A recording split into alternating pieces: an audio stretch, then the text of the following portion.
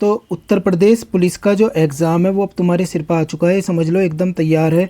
और अभी तक तुम इतने दिन से तैयारी कर रहे हो, उस तैयारी को जांचने का सबसे अच्छा तरीका ये है कि तुम टेस्ट लगाओ। ये नहीं कि बार बार रिवीजन करे जाओ रिवीजन करे जाओ, उससे तुम्हारा एक तरीके से तुम कंफ्यूज हो जाओगे, यार मैंने कितना याद करा कितना याद नहीं करा।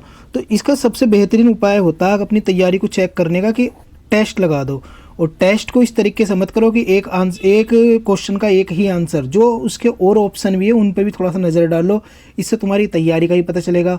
और जब तुम टेस्ट दोगे तो एग्ज़ाम हॉल में जब तुम जाकर बैठोगे तो तुम्हें बड़ा कंफर्टेबल फील होगा कि यार ऐसे ऐसे प्रश्न तो मैंने कर रखे हैं, कोई दिक्कत ही नहीं आने की।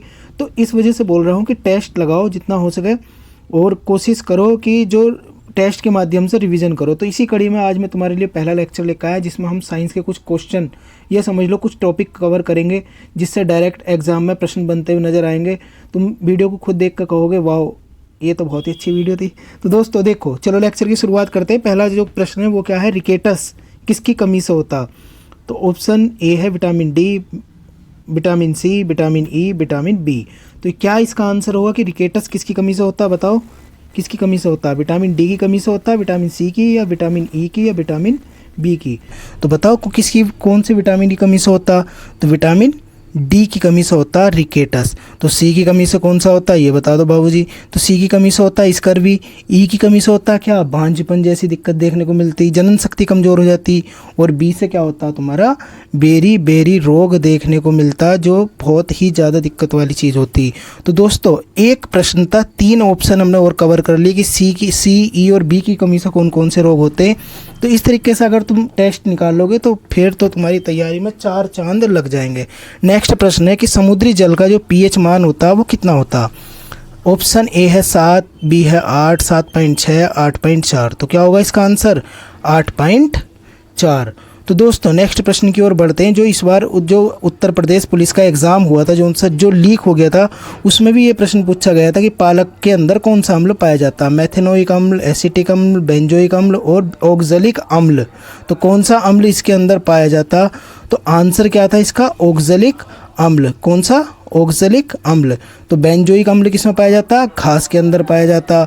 और एसिटिक अम्ल किस में पाया जाता? सिरके के अंदर पाया जाता। और साथ ही साथ में ये भी पूछा जा सकता है कि ये क्या बोलते हैं, मेथेनोइक अम्ल किस में पाया जाता? तो ये पाया जाता तुम्हारा बिच्छू के डंक में। तो इस तरीके से तैयारी को करके चलो, कोई दिक्कत नहीं आएगी तुम्हें। नेक्स्ट प्रश्न की ओर बढ़ते हैं कि विटामिन ई का रासायनिक नाम क्या है ना? ऑप्शन ए है रेटिनॉल, बी है टोकोफेरोल, सी है कैल्सीफेरोल और डी है फाइलोक्विनोन। तो दोस्तों विटामिन देखो, ये सी से कैल्शियम, किस विटामिन की कमी से हमारे अंदर कैल्शियम की कमी होती है? तो विटामिन डी। तो डी का तो कैल्सीफेरोल हो गया। फाइलोक्विनिन किसका हो गया? सी का, के का हो गया, विटामिन के का। टोकोफेरोल होता है विटामिन ई का रासायनिक नाम, और एक रेटिनॉल होता है विटामिन ए का। तो विटामिन ई का रासायनिक नाम क्या हो गया? टोकोफेरोल। ए का रेटिनॉल, डी का कैल्सीफेरोल और के का फाइलोक्विनोन। इस तरीके से तैयारी करो, कोई दिक्कत नहीं आएगी। नेक्स्ट प्रश्न की ओर बढ़ते हैं अब हम। नेक्स्ट प्रश्न है हमारा, जल में घुलनशील विटामिन कौन सा? दोस्तों अभी एक चीज़ मैं तुम्हें बता दूं, विटामिन 2 प्रकार के होते हैं, जल में और वसा में। जो जल में घुलनशील होते हैं वे होते हैं बी, विटामिन बी और सी। और जो वसा में घुलनशील होते हैं वे होते हैं ए, डी, ई, के। ए, डी, ई, के ऐसा याद रख लो। बी, सी को छोड़कर बाकी सब वसा में घुलनशील है। यहाँ पर किसकी बात हो रही? जल में। तो डी है होगा, ई होगा, बी होगा, सी होगा। बताओ कौन सा होगा? अभी मैंने तुम्हें बता ही दिया। तो कौन सा होगा इसमें आंसर? विटामिन बी, जो क्या है जल में घुलनशील है। 2 विटामिन बताए ना मैंने तुम्हें, बी और सी। तो यहाँ पर ऑप्शन में क्या है? बी। तो आंसर क्या हो गया? बी हो गया। बाकी किसमें? वसा में घुलनशील है। नेक्स्ट प्रश्न देखते हैं, जो प्रश्न नंबर 6 है हमारा।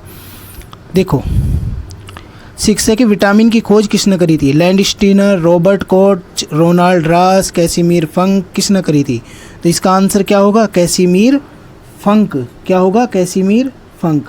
अब तुम सोच रहे होंगे ये बता दो यार कि ये इन्होंने किसकी खोज करी थी? लैंडस्टीनर ने। तो लैंडस्टीनर ने किसकी खोज करी थी बताओ? मैं देखता तुम्हें कितना याद है, कमेंट बॉक्स में लिखो, वरना फिर तो मैं बता ही रहा हूँ तुम्हें किसकी खोज करी थी। लैंडस्टीनर ने। ये याद करे नहीं करे ये बताओ पहले तो। अगर याद नहीं करे तो ये गंदी बात है, तुम्हारी याद तुम्हें होने चाहिए थे। तो देखो लैंडस्टीनर ने किसकी खोज करी थी? लैंडस्टीनर ने करी थी किसकी? एंटीजन की खोज। किसकी? एंटीजन की खोज। और बचा क्या तुम्हारा? रॉबर्ट कोच, इनके द्वारा करी गई थी टीबी बैक्टीरिया की खोज। और नेक्स्ट आता तुम्हारा क्या, रोनाल्ड रॉस इनके द्वारा मलेरिया परजीवी की खोज करी गई थी। तो ये पेपर में प्रश्न पूछे जा चुके पहले भी और आगे भी पूछे जा सकते हैं, तो ऐसे प्रश्नों पर थोड़ा सा नज़र ज़्यादा रखा करो।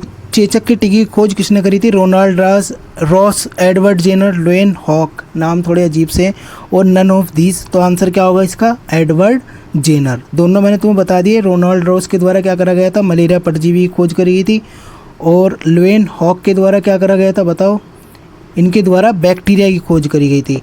तो आई होप इसका आंसर तुम्हें पता चल गया होगा। नेक्स्ट है कि हैजा किसके कारण होता है, जीवाणु, विषाणु या कवक। ये तो कई बार पूछे जा चुके कि जीवाणु से होने वाले रोगों के नाम, विषाणु से होने वाले, कवक के द्वारा। तो जीवाणु से होता है हैजा। मैंने इसकी वैसे वीडियो बना रखी है, ट्रिक से समझा रखा है कि किस जीवाणु से कौन सा रोग होता है, उसकी ट्रिक, विषाणु से होने वाले रोगों की ट्रिक। तो अगर तुम्हें नहीं पता, तुमने ये टॉपिक करा तो वीडियो जाकर देख सकते हो, उससे तुम्हारा ये टॉपिक कवर हो जाएगा। नेक्स्ट प्रश्न की ओर बढ़ते हैं कि मानव रक्त में प्लाज्मा की मात्रा कितनी होती है। तो मानव रक्त में प्लाज्मा, देखो मानव रक्त में दो भाग होते हैं, एक तो रुधिराणु और एक होता है प्लाज्मा। तो प्लाज्मा होता है 60%, 40% में होता क्या होता, बोलो क्या होता, प्लाज्मा। तो इसका आंसर क्या होगा, ऑप्शन बी। तो ऑप्शन ए था 90, बी है 60%, सी है 70%, डी है 85%। तो इसका आंसर क्या हो गया, ऑप्शन बी 60%। नेक्स्ट प्रश्न की ओर बढ़ते हैं अपने, जो कि हमारा आज का लास्ट वो है कि निम्नलिखित में से कौन सा रक्त वर्ग सर्वदाता कहलाता है। तो ऑप्शन ए है बी, ए बी, ए या ओ। अगर बात करते हैं हम सर्वदाता की तो आंसर होगा इसका ओ। अगर हम सर्वग्राही की बात करते तो ए बी प्लस होता। तो इस तरीके से याद करो, कोई दिक्कत नहीं आने वाली। तो दोस्तों मिलते हैं फिर नेक्स्ट लेक्चर में, तब तक के लिए थैंक्स अ लॉट।